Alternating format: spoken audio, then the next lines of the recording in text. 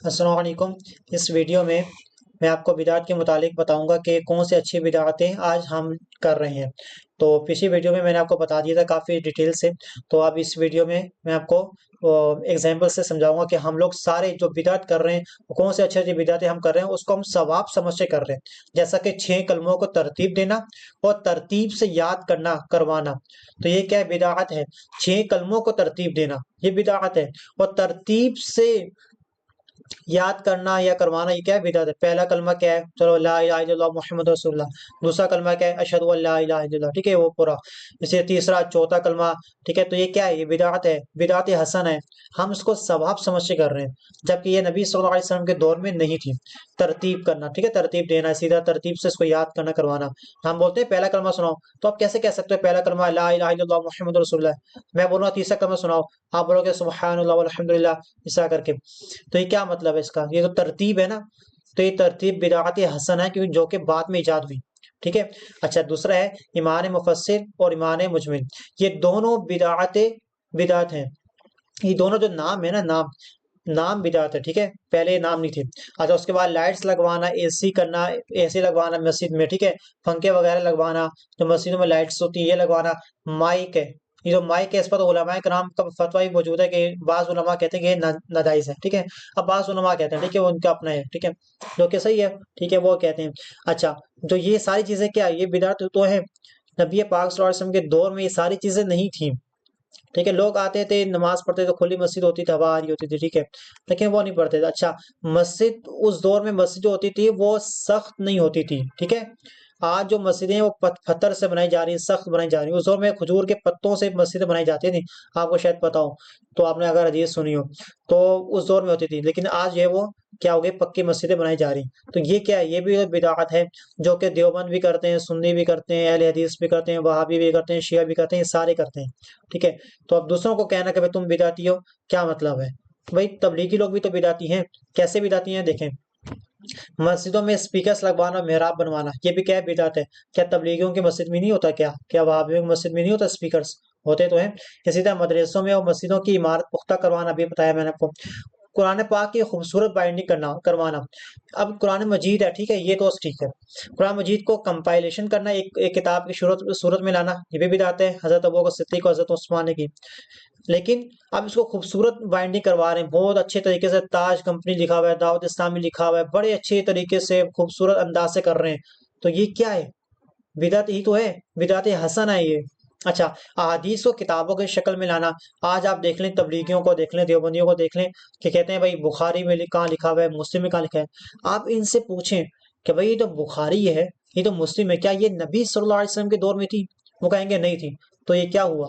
بدعت حسنہ تو ہوا، اور کیا ہوا؟ حدیث پاک تو حدیث ہے نا، حدیث تو اس دور میں تھی، نبی پاک صلی اللہ علیہ وسلم کا فرمان ہی ہے، ٹھیک ہے، لیکن حدیث کو ایک کتابوں کی صورت میں لانا، بھائی یہ جو حدیث ہے یہ بخاری کی ہے تو ہم بخاری میں لکھی ہے تو ہم بخاری کہیں گے، یہ بخاری کی حدیث ہے، یہ مسلم کی حدیث ہے، حالانکہ یہ ساری حدیثیں نبی پاک صلی اللہ علیہ وسلم کی زبان مبارک سے نکلی ہے، اور ساری نبی پاک صلی اللہ علیہ وسلم کی ہی ہیں، ٹھیک ہے، بخاری ہو، مسلم ہو، ترمذی ہو، ابن ماجہ ہو، جو بھی ہو، ساری نبی پاک صلی اللہ علیہ وسلم کی ہیں۔ لیکن ہم نے کیا کیا؟ ترتیب کر لیا، بھائی اس کو کتابوں کی صورت میں لائے، ایک کو بخاری کا نام، دوسرے کو مسلم کا نام، دوسرے کو مسلم، تیسرے کو ترمذی، چوتھے کو ابن ماجہ، ٹھیک ہے، یہ سارے ہم نے دے دی، ابن عساکر دے دیا ہم نے۔ اچھا، اس کے بعد کیا ہے کہ حدیث کے اصول بنانا، صحیح، حسن، ضعیف وغیرہ، یہ اصول بنائے گئے ہیں حدیث کے، تو یہ بھی تو کیا ہے؟ بدعت ہے، بدعت حسن ہے، سارے عمل کر رہے ہیں اس پر۔ اسی طرح 3 10 30 یا 40 دن کے لیے رائے خدا میں نکلنا، ٹھیک ہے، آج جو مدنی قافلہ نکلتے دعوت اسلامی کا، اسی طرح تبلیغی لوگ جو نکل رہے ہوتے ہیں، دوسروں کو بڑی تبلیغ کر رہے ہوتے ہیں، آ کر گھروں میں جا جا کر جو وہ یہ لوگ کیا کرتے ہیں، لوگوں کو نکالتے ہیں اور کہتے ہیں کہ بھائی نکلو باہر اور ہمیں جو تبلیغ کرنی ہے۔ حالانکہ ایک افطار کے وقت بھی یہ لوگ آ گئے تھے، تو یہ برا ایٹیٹیوڈ ہے ان کا نا، تو یہ بالکل صحیح نہیں ہے۔ بدعت تو ہے لیکن پھر بھی صحیح نہیں، کیونکہ جب آپ گھر پہ ہو، کھانا کھا رہے ہو، آپ کو گھر سے باہر نکالتے ہیں کہ تو آؤ بات سنو، تو یہ بالکل صحیح نہیں ہے۔ اچھا، تو یہ تو عمل ہے، گھروں میں جانا، تبلیغ کرنا، ٹھیک ہے، 3 دن 10 دن جانا، بدعت تو ہے، اور کیا ہے، ٹھیک ہے۔ سیدھا نماز کی جو جماعت ہے اس کا ٹائم فکس کرنا۔ آج آپ دیکھ لیں کہ زہر کا وقت کیا ہے، وہ چیز ظہر کی نماز جو ہے وہ 1:15 ہوگی، 1:30 ہوگی، تو یہ کیا ہے؟ بدعت ہی تو ہے، اور کیا ہے؟ تو ٹائم فکس کر رہے ہیں تو بدعت ہی تو ہے۔ یہ ساری مسجدوں میں ہوتے ہیں، سب دیوبند کی تبلیغیوں کی مسجد میں ہوتے ہیں، وہابیوں کی مسجد میں ہوتے ہیں، سنیوں کی مسجد میں ہوتے ہیں، ہر جگہ ہوتے ہیں، تو سارے بدعت ہی تو کر رہے ہیں، اور کیا کر رہے ہیں؟ اسی طرح نماز میں زبان سے نیت کرنا، ٹھیک ہے، یہ بھی بدعت ہے۔ ہر شب جمعہ اجتماع کرنا، یہ بھی بدعت ہے۔ جو ہم لوگ اجتماع وغیرہ کرتے ہیں، یہ ساری بدعت حسن ہے۔ تراویح کے بعد درس قرآن ہوتا ہے عام طور پر، تقریباً یہ وہابیوں کی مسجد میں بھی ہوتے ہیں، دیوبند تبلیغیوں کے بھی ہوتے ہیں، سنیوں کی مسجد میں بھی ہوتے ہیں، تو یہ بھی کیا ہے؟ بدعت ہے، تراویح کے بعد درس قرآن ہونا۔ اسی طرح ہر سال ختم بخاری کرتے ہیں، بدعت حسن ہے۔ ہر سال صحابہ کرام کے یوم کو منانا، یہ بھی بدعت حسن ہے۔ ہر سال یوم ختم نبوت منانا، اچھا یہ تو بدعت ہے، یوم بنانا، ٹھیک ہے، دن بنانا بدعت ہے۔ ویسے تو ختم نبوت ایمان لانا تو فرض ہے، وہ الگ چیز ہے، اس پر تو ایمان لانا تو فرض ہے، اس کے بغیر تو بندہ مسلمان ہی نہیں ہے۔ لیکن یوم بنانا کہ بھائی 7 ستمبر کو ہم نے یہ کریں گے، 7 ستمبر کو یہ کریں گے، جیسا ہم کرتے ہیں نا 14 اگست کو ہم پاکستان کا ڈے مناتے ہیں، ٹھیک ہے، یوم آزادی مناتے ہیں، سیدھا 23 مارچ ہے، تو یہ تو ڈے ہے نا۔ اب یہ چونکہ دنیاوی چیز ہوگی تو دنیاوی چیز پہ تو ہم بات نہیں کر رہے، ہم تو دینی چیز کے حوالے سے بات کر رہے ہیں، تو یہ جو دینی چیز کے حوالے سے یہ کیا ہے؟ بدعت ہے۔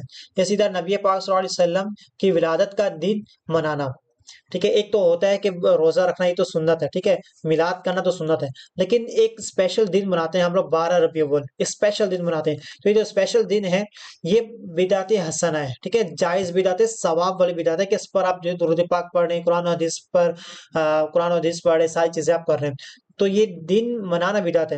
اچھا، روزہ رکھنا بدعت نہیں ہے، روزہ رکھنا تو سنت ہے، نبی پاک صلی اللہ علیہ وسلم ہر پیر کو روزہ رکھتے تھے، پوچھا گیا کہ آپ کیوں روزہ رکھتے ہیں، تو آپ صلی اللہ علیہ وسلم نے ارشاد فرمایا کہ بھائی اس دن میری ولادت ہوئی ہے، تو یہ تو روزہ رکھنا تو سنت ہے، ایسی بات نہیں ہے، لیکن یہ دن منانا کہ 12، کسی نے کہا 9، کسی نے کہا 2 ربیع الاول، تو اس طرح دن منانا، یہ دن منانا یہ بدعت ہے، ٹھیک ہے نا جی۔